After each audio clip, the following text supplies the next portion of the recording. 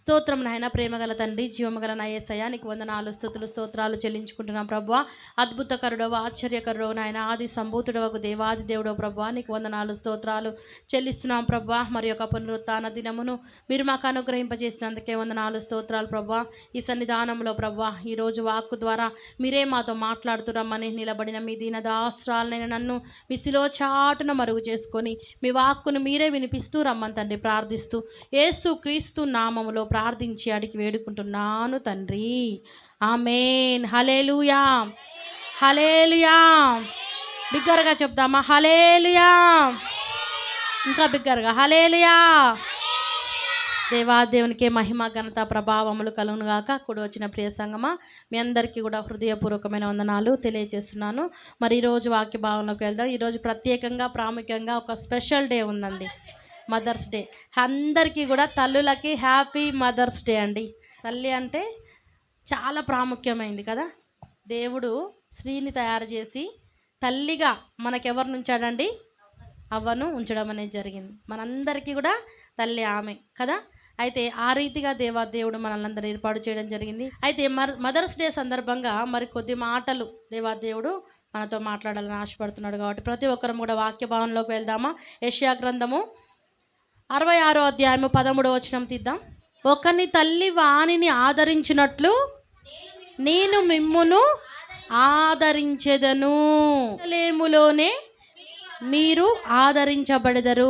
ఆమేన్. హల్లెలూయా, హల్లెలూయా. ఒకని తల్లి వానిని ఆదరించినట్లు నేను మిమ్మును ఆదరించెదను. ఒకని తల్లి అంటే ఎవరికైనా తల్లిదండ్రులు ఉంటారు కదా. తల్లిదండ్రులు లేని ఎవరు కూడా ఈ భూలోకంలోనికి రాలేదు. తల్లి ద్వారానే రావడం అనేది జరిగింది కదండి. అయితే తల్లి గర్భములో దేవాది దేవుడు మనల్ని ఏర్పాటు చేయడం అనేది జరుగుతూ ఉంది. ఒకరిని తల్లి ఏ రీతిగా అయితే ఆదరిస్తూ ఉంటుందో, అంటే తల్లి పిల్లల్ని ఏ రీతిగా ఆదరిస్తూ ఉంటుందండి? ఎంత ప్రార్థన అవుతున్నా, ఎంత ప్రార్థనలో ఉన్నా, ఎంత కళ్ళు మూసుకున్నా ఒక జాస అంతా, ఒక కన్నంతా ఎవరి మీద వేస్తారండి తల్లులు? అంటే అలా ఉంటుంది అన్నమాట. అంటే దేవుడు కావాలి, తర్వాత పిల్లల్ని వదిలిపెడతారా? ఎంత ప్రేమగా అంటే అంత ప్రేమగా పిల్లల్ని చూసుకుంటారు.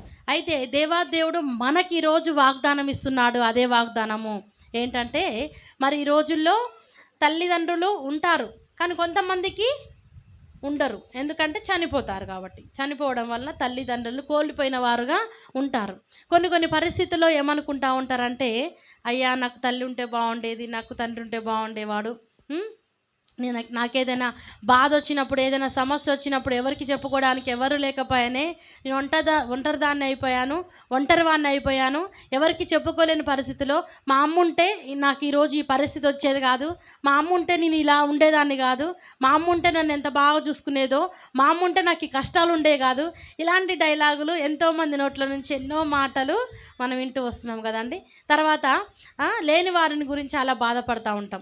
కాబట్టి ఉన్నవారిలో కూడా కొంతమంది తల్లిదండ్రులు దూరంగా ఉంటారు. అవునా అండి? దూరంగా ఉంటారు, దగ్గరగా ఉండరు.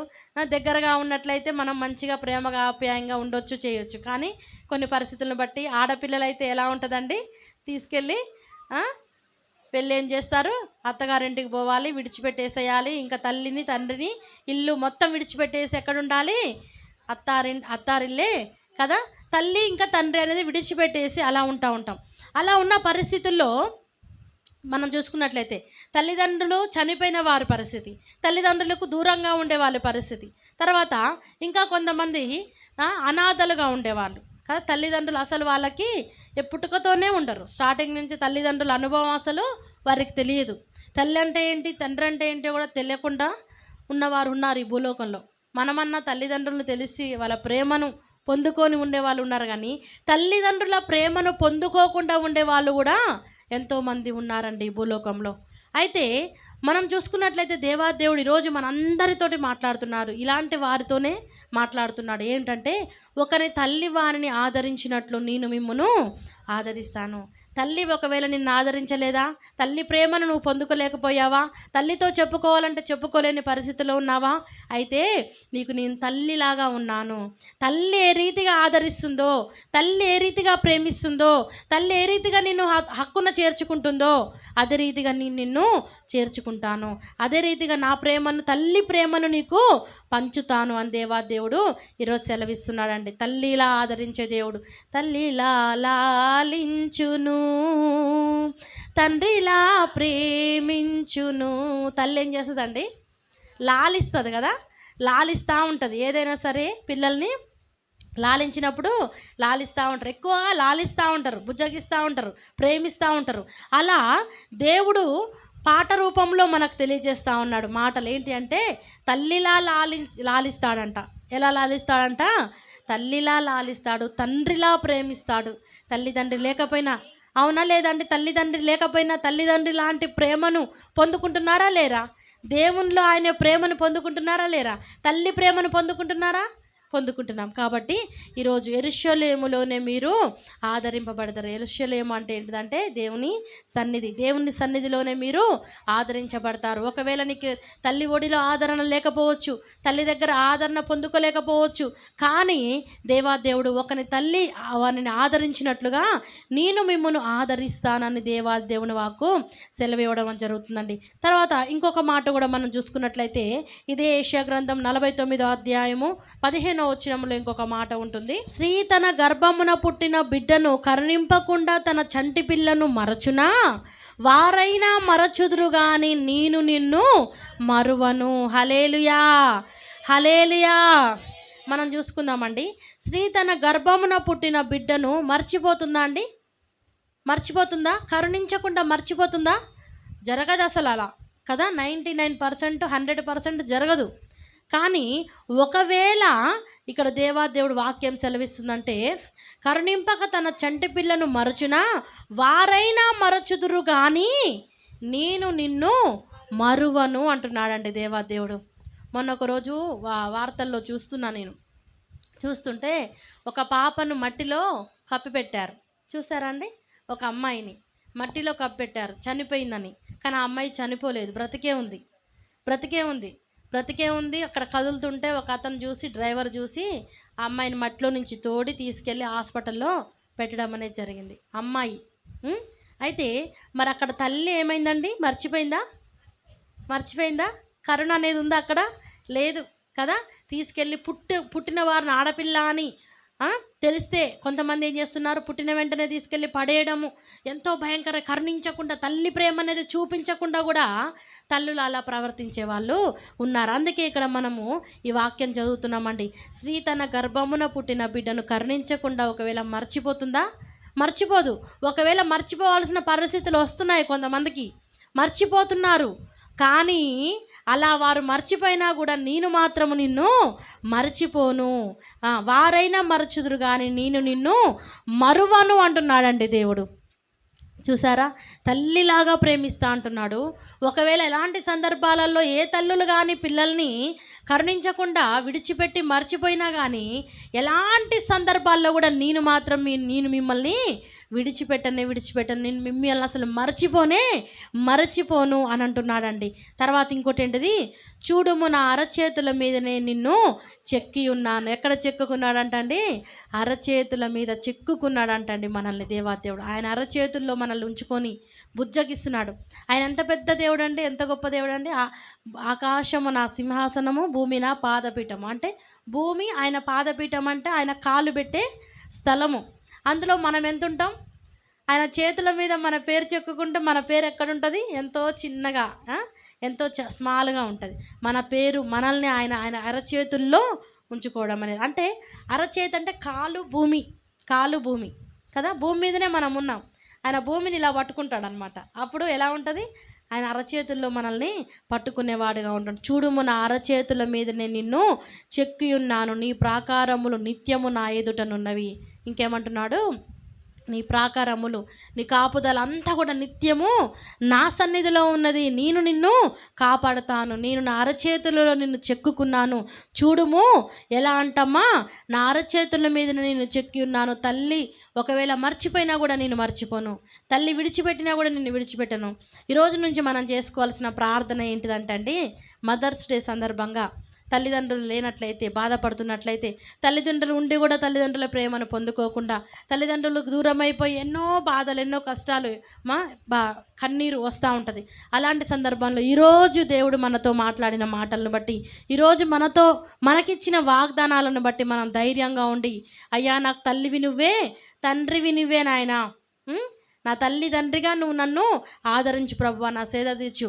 తల్లిదండ్రులు కూడా ఒకానొక సందర్భంలో ప్రేమ చూపించకపోవచ్చు, కానీ దేవుడి ప్రేమ మాత్రం ఎల్లవేళలా మనకి తోడుగా ఉంటుందండి. అది మాత్రం మనం పొందుకోలేము అనేది మాత్రము మన జీవితంలో ఉండదు.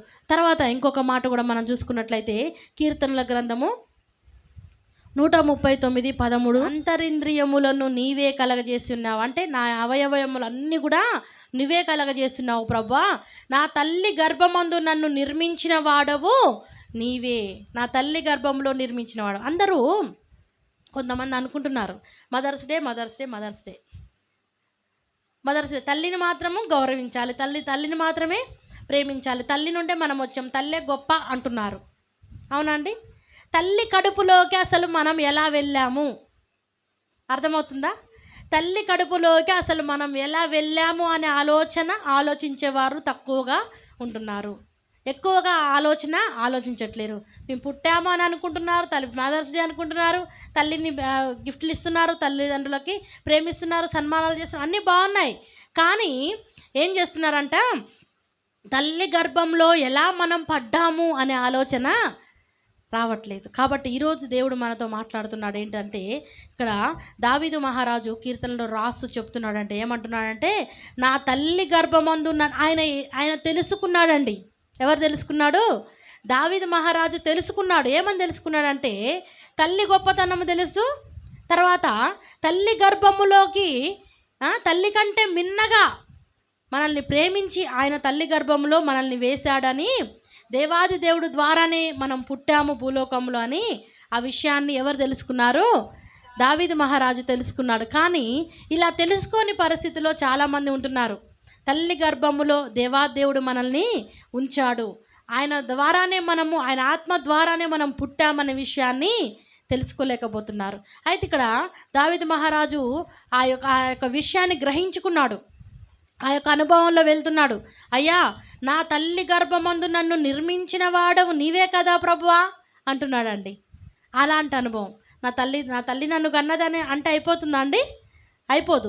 నా తల్లి గర్భమందు నన్ను నిర్మించిన వాడవు నీవే, నీవు నన్ను కలుగజేసిన విధము చూడగా భయమును ఆశ్చర్యమును నాకు పుట్టుచున్నవి. ఇంకేం జరుగుతుందంట, నన్ను కలుగజేసిన విధము చూడగా ఏం జరుగుతుంది? భయము, తర్వాత ఇంకేంటిది? ఆశ్చర్యము. కడుపులో చిన్న పిండం పడడం, ఆ పిండం ఎదగడం అనేది ఎంత గొప్ప ఆశ్చర్యమో కదండి. మామూలు ఆశ్చర్యం కాదు. చిన్న నలుసుగా, చిన్న రక్తపు ముద్దగా, కంటికి కూడా కనిపించినంత రక్తపు ముద్దగా ఉండి అదొక మంచి ఆకారంగా అందమైన రూపాన్ని ఇచ్చేటట్లుగా దేవుడు ఎంత చక్కగా ఆ యొక్క తల్లి గర్భంలో మనల్ని ఏర్పాటు చేశాడో ఆ విషయాన్ని ఎవరు తెలుసుకున్నారు? దావీదు మహారాజు తెలుసుకున్నాడండి. ఇంత చక్కగా దేవా నా తల్లి గర్భంలో నన్ను నిర్మించావు ప్రభువా, ఇంత చక్కని రూపును నాకు ఇచ్చావు ప్రభువా, ఇంత చక్కని ఆకారాన్ని నాకు ఇచ్చావు ప్రభువా, నా తల్లి గర్భంలో నన్ను ఈ రీతిగా నన్ను తయారు చేసావు ప్రభువా, ఎంత చక్కగా నాకు రూపిచ్చావయ్యా అని దావీదు మహారాజు అంటున్నాడండి. తర్వాత ఇంకటేంటిది, నన్ను కలగజేసిన విధము చూడగా ఏం కలుగుతుందంట? భయమును ఆశ్చర్యమును నాకు పుట్టుచున్నవి, అందును బట్టి నేను నీకు కృతజ్ఞతాస్తుతులు చెల్లించుచున్నాను. హల్లెలూయా, హల్లెలూయా. తల్లి గర్భంలో మనల్ని కూడా పుట్టించినందుకు, మనల్ని కూడా తల్లి గర్భంలో దేవాదేవుడు నిర్మించినందుకు, మనకు జీవితాన్ని ఇచ్చినందుకు, మనకు జీవమునిచ్చినందుకు, మనకు ఆయుష్నిచ్చినందుకు మనం కూడా ఏం చేయాలండి? ఇక్కడ దావీదు మహారాజు చెప్తున్నాడు, అందును బట్టి ప్రభువా, నా తల్లి గర్భంలో నీవు నన్ను నిర్మించినందుకు, నన్ను పుట్టించినందుకు, నాకు ఈ జీవితాన్ని ఇచ్చినందుకు ప్రభువా, నేను నీకు కృతజ్ఞతాస్తుతులు చెల్లించుచున్నాను. ఇది మనం ఈరోజు చెల్లించాల్సిందండి దేవాదేవుని సన్నిధిలో. మనమందరం కూడా తల్లి గర్భంలో నుండి వచ్చిన వారమే. ఆయన ఈ యొక్క రూపునిచ్చాడు, ఈ యొక్క జీవితాన్ని ఇచ్చాడు కదా. కొంతమంది చూసుకున్నట్లయితే ఎంతో భయంకరమైన పరిస్థితుల్లో ఉంటున్నారండి. మనం ఏమనుకుంటామంటే ఉన్నదాంతోనే తృప్తిగా ఉండం, అవునా కాదండి? ఉన్నదాంతో తృప్తిగా ఉండం. నాకు ఇలా ఉంది, నాకు అది, నాకు ఇది, ఇంకా మనం ఏదేదో కావాలని ఆశపడతా ఉంటాం, ఇంకేదో కావాలని కోరుకుంటూ ఉంటాం. కానీ ఏది లేకుండా ఇంకా కొంతమంది ఎంతో భయంకరమైన పరిస్థితుల్లో ఉంటున్నారండి. ఒక వ్యక్తి ఉంటాడు, ఎవరంటే నిక్ అనే ఒక వ్యక్తి ఉంటాడు. చేతులు ఉండవు, కాళ్ళు ఉండవు, ఓన్లీ హెడ్, ఇది రెండే ఉంటాయి. చూసే ఉంటారు మీరు. అతడు ఎంత చక్కగా దేవుని పరిచర్య చేస్తాడంటే మనం నేర్చుకోవాలి. దేవుడు ఆయనను ఎందుకు అలా పుట్టించాడంటే దేవుని మహిమార్థమై ఆయనని నిలబెట్టుకోవడానికి, ఆయన ద్వారా కూడా దేవుని పనులు జరుగుతాయని తెలుసుకోవడానికి. ఆ రీతిగా మనం అలాంటి వారిని చూసినప్పుడు మనం అనుకోవాలి, అయ్యా నాకు ఇంత చక్కగా రూపునిచ్చావు, ఇంత చక్కగా అవయవాలు ఇచ్చావు ప్రభువా. ఇక్కడ అదే పైన మనం చదువుతున్నాం, పైన మనం చదివాం అంతరింద్రియములను అని ఉంది. ఇక్కడ ఎంత క్లియర్గా వివరంగా వివరిస్తున్నాడంటే దావీదు మహారాజు, ప్రతి ఒక్కటి కూడా దావీదు మహారాజు కూడా చాలా అందంగా ఉండుంటాడు కదా.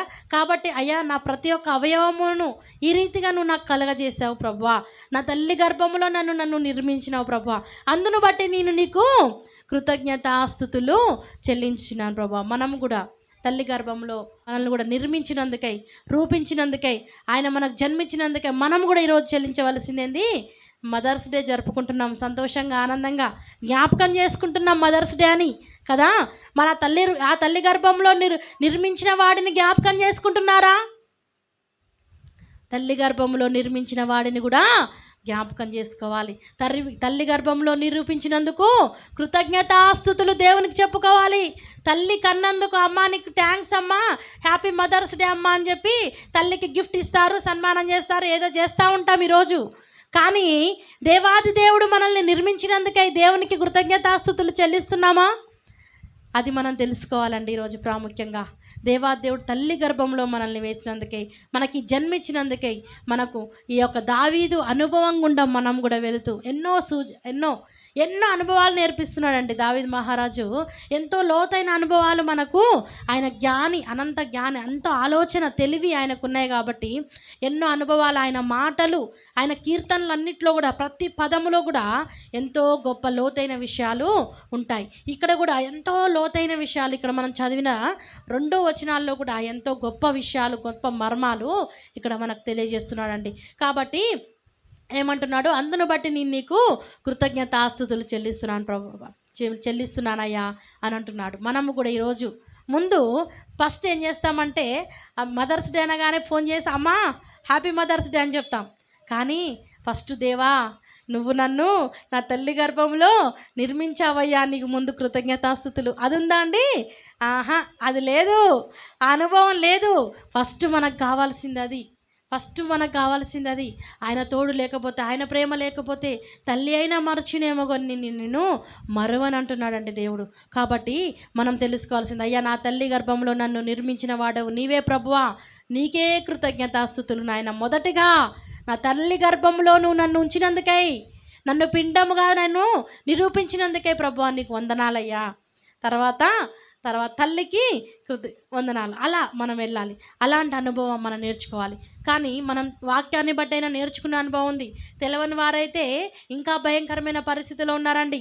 దేవుడు ఎలా మనల్ని పుట్టించాడు, దేవుడు ఎలా తల్లి గర్భంలో నిర్మించాడు అనేది తెలియకుండా ఇంకా అదే పరిస్థితిలో ఉంటున్నారండి. తర్వాత ఇక్కడ ఇంకొక మాట కూడా ఉంది, చదువుదా. నేను పిండమునై ఉండగా నీ కన్నులు నన్ను చూచెను, నియమింపబడిన దినములలో ఒకటైనను కాకమునుపే నా దినములన్నయు నీ గ్రంథములో లిఖితములాయను. ఎక్కడంటండి? నేను పిండమునై ఉండగా నీ కన్నులు నన్ను చూచెను. పిండమునై ఉండగా ఎవరు చూశారంట? మనల్ని ఎవరు చూశారంట? పిండములో ఉన్నప్పుడే మన రూపు, ఇప్పుడు ఏ రూపు అయితే ఉందో ఆ రూపుని ఆయన చూశాడంటండి. మనం కడుపులో ఉన్నప్పుడే మనల్ని ఎరిగిన దేవుడంట, మనల్ని చూసిన దేవుడంట. తర్వాత నియమింపబడిన దినములో ఒకటైనా కాకమునుపే, అంటే నేను ఇంకా భూమి మీదకి రాకముందే నా దినములన్నయు, నా జీవితం అంతయు, నా చరిత్ర అంతయు అన్నీ కూడా నీ గ్రంథములో లిఖితములై ఉన్నాయి ప్రభువా, అంతా నీ ఆధీనములో నడుస్తుంది ప్రభువా అని ఇక్కడ దావీదు మహారాజు చెప్తున్నాడండి. ఇక్కడ కూడా 71వ కీర్తన గ్రంథంలో ఇంకొక మాట ఉంది, చదువుకుందాం. 6 నుండి చదువుదాం. గర్భవాసినైనది మొదలుకొని నీవే నాకు ప్రాపకుడవై ఉంటివి, తల్లి గర్భము నుండి నన్ను ఉద్భవింపజేసిన వాడవు నీవే. తర్వాత నిన్ను గురించి నేను నిత్యము స్తుతి గానము చేసేదను. అదే మాటలండి మనం ఇక్కడ చదువుతున్నాం కదా. గర్భవాసినైనది మొదలుకొని, గర్భములో వాసం అంటే నివసించడం అన్నమాట. గర్భవాసినైనది మొదలుకొని నాకు ప్రాపకుడవై ఉంటివి, అంటే నన్ను కాపాడుచు ఉంటివి ప్రభువా. గర్భము మనం అనుకుంటామండి, దేవుడు మమ్మల్ని కాపాడట్లేడు, దేవుడు మాకు తోడుగా లేడు, మమ్మల్ని ఏం చేయట్లేడని. ఇక్కడ దేవుడు వాక్యం సెలవిస్తూ ఉంది. ఎక్కడి నుండి కాపాడుతున్నాడంట మనల్ని? గర్భములో ఉన్నప్పటి నుండి కూడా మనల్ని కాపాడుతూనే ఉన్నాడంటండి. కాబట్టి మనం ఏం చేయాలంట? నిత్యము కూడా ఆయనను స్తుతిగానము చేసేవారముగా, కృతజ్ఞతాస్తుతులు చెల్లించాలి. తర్వాత ఇక్కడ కూడా ఇంకా చదువుతున్నాం, నిత్యము కూడా దేవుణ్ణి స్తుతించే వారముగా ఉండాలి. తర్వాత ఇక్కడ మనం ఇంకొక మాట కూడా చదువుతున్నాం, 17లో ఉంది, చదవండి. దేవా బాల్యము నుండి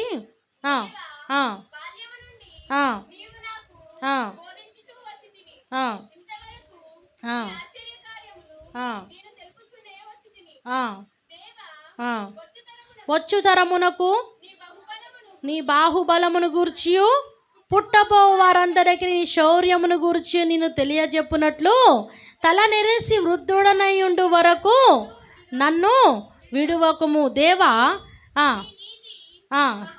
చాలు, ఇక్కడ మనం చదువుతున్నాం ఏంటిదండి? దేవా పైనుండి చదువుతున్నాం. దేవా బాల్యము నుండి నీవు నాకు బోధించుచు వచ్చితివి, ఇంతవరకు నీ ఆశ్చర్య కార్యములు నేను తెలుపుచూనే వచ్చి తిని. దేవా వచ్చు తరమునకు నీ బాహుబలమును గూర్చి, పుట్టబోవు వారందరికీ నీ కూడా ఏం తెలియాలంట? నీ శౌర్యమును గూర్చి నేను తెలియజేయనట్లు మనం తెలుసుకోవాలి. మనం మొదట తల్లి గర్భములో దావీదు మహారాజు ఎలా తెలుసుకున్నాడో, తల్లి గర్భంలో నిర్మించిన వాడు ఆయనే అని తెలుసుకొని ఆయన కృతజ్ఞతాస్తుతులు చెల్లిస్తున్నాడు కదా. అయితే ఆ విషయాన్ని మనము కూడా తెలుసుకొని కృతజ్ఞతాస్తుతులు చెల్లిస్తూ ఇక్కడ ఇంకొక మాట కూడా ఏముందంట? దేవా ఇంతవరకు కూడా నువ్వు చేసిన ఆశ్చర్య కార్యములను వచ్చు తరముల వరకు కూడా నీ బాహుబలము గురించి పుట్టబో వారందరికీ తెలియజెప్పునట్లు ప్రభువా, తెల్లనేసి రుద్రనే ఉండే వరకు నన్ను విడిచిపెట్టకు అని అంటున్నాడండి. ఇంకేమంటున్నాడండి? ఆయన తల నెరిసేంత వరకు కూడా నీ వృద్ధుడై ఉండే వరకు నన్ను విడిచిపెట్టకు అంటున్నాడు. ఎందుకు విడిచిపెట్టకంటున్నాడు? ఎందుకు కాపాడమంటున్నాడు? ఒకసారి అర్థం చేసుకుందామా? అంట వచ్చు తరములకు, తర్వాత వచ్చే తరము ఉంది కదా. ఇప్పుడు మనం ఉన్నాము, మన పిల్లలు ఉన్నారు, తర్వాత పిల్లల పిల్లలు, వారికి కూడా చెప్పేంత వరకు కూడా దేని గురించి చెప్పేంత వరకు? తల్లి గర్భములో మనల్ని నిర్మించిన వాడు ఆయనే, ఆయన ద్వారానే మనం పుట్టాము అనే విషయాన్ని వారందరికీ కూడా చెప్పడానికి నువ్వు నాకు తోడుగా ఉండయ్యా, నన్ను విడిచిపెట్టకు ప్రభువా, తల వెంట్రుకలు నడిచేంత వరకు కూడా నన్ను కాపాడయ్యా అని చెప్పి మరలా అడుగుతున్నాడండి. మనము కూడా ఇలాంటి అనుభవంలో ముందుకు వెళ్ళే వారంగా ఈరోజు మదర్స్ డే, తల్లులుగా తల్లు ప్రతి ఒక్కరు కూడా పిల్లలు ఉన్నవారు ఉన్నారు, అవునండి. పిల్లలు చేయవలసింది ఏంటిది? తల్లిదండ్రులను గౌరవించాలి. ఏం చేయాలి? తల్లిదండ్రులను గౌరవించాలి. తల్లులు ఏం చేయాలి? పిల్లలను సరైన మార్గములలో నడిపించాలి. ఇక్కడ అదే మనం చదువుతున్నాం. వచ్చు తరములకు చెప్పేటట్లుగా నాకు తోడుగా ఉండు ప్రభువా, తల నెరిసేంత వరకు నన్ను విడిచిపెట్టకు అని చెప్పి అంటున్నాడు. మనము కూడా అయ్యా నన్ను బ్రతికించు, నన్ను మంచి ఆరోగ్యాన్ని దయచే, నాకు మంచి ఆరోగ్యమే ఆయుషి అని అడుగుతాం. దేనికోసం అండి? అది వచ్చు తరములకు కూడా నీ గురించి నేను చెప్పడానికి, ఒట్టిగా బ్రతకడానికి అడుగుతా ఉంటే ఎలా ఉంటుందండి? మంచిగా ఏం చేయకుండా ఒట్టిగానే కూర్చొని అయ్యా నాకు మంచి ఆరోగ్యమే అయ్యా, నీ మంచిగా తిని పండుకుంటానికి అని అడిగితే ఎలా ఉంటుందండి? ఒకసారి ఆలోచించండి కదా. అయితే మనం అర్థం చేసుకోవాల్సింది ఏంటంటే, దేవాదేవుడికి మనకు ఆయుష్ని ఏదైనా అడుగుతున్నా కూడా దేని కొరకంట? ఆయన యొక్క నీతిని గురించి, ఆయన యొక్క గొప్పతనాన్ని, ఆయన ఏ రీతిగా మనుషుని సృజించాడో, మానవుని సృజించాడో, తల్లి గర్భంలో పిండాన్ని ఎలా నిర్మించాడో అవన్నీ తెలియజేయడానికే నన్ను తల వెంట్రుకలు నడిచేంత వరకు నాకు తోడుగా ఉండు. అలాంటి అనుభవంలో మనము కూడా అయ్యా నీ గొప్పతనాన్ని చెప్తున్నారా అండి? అలా ఎవరైనా దేవుని యొక్క గొప్పతనాన్ని ప్రకటించేవారుగా ఉంటున్నారా? మనం కూడా అలాంటి ప్రకటించే వారముగా ఉండాలి. ఈ విషయాన్ని మనం తెలుసుకోవాలి. ప్రతి ఒక్కరం కూడా ఏం తెలుసుకోవాలి? దేవుని గురించి ప్రకటించే వారంగా. ఏమని ప్రకటించాలంట? ఆయన తల్లి గర్భంలో నిర్మించిన వాడు ఆయన అని తెలుసుకోవాలి. మొదటగా ఆయనకు కృతజ్ఞతాస్తుతులు చెల్లించాలి. నన్ను తల్లి గర్భంలో నిర్మించినందుకు నీకు వందనాలయ్యా, స్తోత్రాలయ్యా అని చెప్పి తెలుసుకొని మన అనుభవం నుండి మన పిల్లలకి అది నేర్పించుకొని మన పిల్లలకి కూడా అయ్యా నా పిల్లలకు కూడా నేను ఇదే నేర్పించుకోవాలి. నువ్వు గొప్ప దేవుడు, నువ్వు నిజమైన దేవుడు ప్రభువా, నువ్వు మమ్మల్ని తల్లి గర్భంలో పిండముగా ఉన్న నాటి నుండే మమ్మల్ని కాపాడుకుంటూ వచ్చిన దేవుడు ప్రభువా అని ఈ రీతిగా ఇంకా కూడా మమ్మల్ని కాపాడయ్యా, మమ్మల్ని తల వెంట్రుకలు నడిచేంత వరకు. మరి ఫస్ట్ మనం చదువుతూ వచ్చిన వాగ్దానం ఏమని చదవండి? ఒక తల్లి వాడిని ఆదరించినట్లు అరచేతుల పైన ఆయన ఏం చేసుకున్నాడంట? చెక్కుకున్నాడంట. అయ్యా నీ అరచేతుల్లో నన్ను చెక్కి నన్ను కాచి కాపాడుతున్నావు ప్రభువా, నీకు వందనాలు. ఇలాంటి అనుభవంలో మనం అందరం ఉండాలి. అందరికీ తల్లి ఎవరండి? మదర్స్ డే ఈరోజు ప్రత్యేకంగా అందరికీ తల్లి ఎవరు? అవ్వ అందరికీ తల్లిగా ఉంది. తర్వాత చూసుకున్నట్లయితే శారా తర్వాత ఏం చెప్పాడండి దేవుడు? అనేకులకు తల్లిగా ఉంటావని శారాకు చెప్పడం అనేది జరిగింది. ఆమె కూడా గొప్ప తల్లులు బైబిల్ గ్రంథంలో చాలామంది ఉంటూ వస్తున్నారు. అలాంటి గొప్ప తల్లులుగా ప్రతి ఒక్క తల్లి కూడా ఉండునుగాక. వాక్యాన్ని బట్టి ప్రతి ఒక్కరు కూడా లోతైన అనుభవంలో వెలుదురుగాక. ప్రార్థన చేసుకుందామా? మోకరించుదాం, ప్రార్థన చేసుకుందాం. దేవాదేవుడు మనతో మాట్లాడిన మాటలను బట్టి తల్లి గర్భంలో నిర్మించిన వాడవు నీవే అని తెలుసుకొని మొదట తల్లి కంటే ముందుగా దేవా నువ్వు నన్ను నిర్మించావు ప్రభా, నాకు తోడుగా ఉంటున్నావు ప్రభా. తల్లి లేకపోయినా తండ్రి లేకపోయినా ఆదరించే దేవుడో ప్రభా, నువ్వు ఆశ్రయంగా ఉండే దేవుడో ప్రభా, ధైర్యాన్ని ఇచ్చే దేవుడో ప్రభా, వాగ్దానం ఇచ్చినావు ప్రభా. అరచేతుల్లో చిక్కుకున్నాను భయపడకని నువ్వు వాగ్దానం ఇచ్చావు ప్రభా. నా జీవితంలో నాయన నువ్వు చేస్తూ వస్తున్న మేళ్ళకై నీకు వందనాలు. తల్లి గర్భంలో నుండే నువ్వు నన్ను కాచి కాపాడుకుంటూ వస్తున్నావయ్యా, నీకు వందనాలు, స్తోత్రాలయ్యా. పిండమునై ఉండగానే నీ కన్నులు నన్ను చూచాయ్యా తండ్రి. నా దినములు లెక్కింపబడక ముందే ప్రభువా నీ గ్రంథములో లిఖించబడి ఉన్నాయి ప్రభువా. నీ అరచేతిలో నన్ను చెక్కుకున్నందుకై నీకు వందనాలు, స్తోత్రాలు చెల్లిస్తున్నాం ప్రభువా. ఈరోజు మదర్స్ డే నాయన, తల్లి గర్భములో నుండి నన్ను నాయన నిర్మించి నాయన జన్మనిచ్చినందుకు, రూపునిచ్చినందుకై నీకు వందనాలు, స్తుతులు, స్తోత్రాలు చెల్లించుకుంటున్నాం ప్రభువా. మొదట నాయన నిన్ను స్తుతిస్తున్నానయ్యా, నిన్ను గణపరుస్తున్నాను ప్రభువా. తల్లిలా లాలించును, తండ్రిలా ప్రేమించును. తల్లిలా లాలించును, తండ్రిలా ప్రేమించును. ముదిమి వచ్చు వరకు ఎత్తుకొని ముద్దాడును, చంకబెట్టుకొని కాపాడును. యేసయ్యా తల్లిలా లాలించును, తండ్రిలా ప్రేమించును. తల్లి అయిన మరచునేమో నేను నిన్ను మరువను, చూడుము నా అరచేతులలో నిన్ను చెక్కియున్నాను. నీ పాదము త్రొట్టిల్లనీయను నేను, నిన్ను కాపాడువాడు కునుకడు నిదురపోడు అని చెప్పి వాగ్దానము చేసిన యేసయ్యా తల్లిలా లాలించును, తండ్రిలా ప్రేమించును. తల్లిలా లాలించును, తండ్రిలా ప్రేమించును. అవునయ్యా, తల్లిలా లాలిస్తున్నందుకై నీకు వందనాలు, స్తోత్రాలు ప్రభా. తండ్రిలా ప్రేమిస్తున్నందుకై నీకు వందనాలు, స్తోత్రాలు చెల్లిస్తున్నాం ప్రభా. ఈ లోకంలో నాయన తల్లిదండ్రుల ప్రేమను కోల్పోయి నాయన ఎంతమంది అయితే ఉంటున్నారో ప్రభా, వారందరికీ కూడా నీ ప్రేమను చూపుతూ వస్తున్నందుకై నీకు వందనాలయ్యా. తల్లి కన్నా మిన్నగా ప్రేమిస్తానన్నావయ్యా. తల్లి అయినా మరుస్తుందేమో కానీ నిన్ను మరువను అంటున్నావు ప్రభా.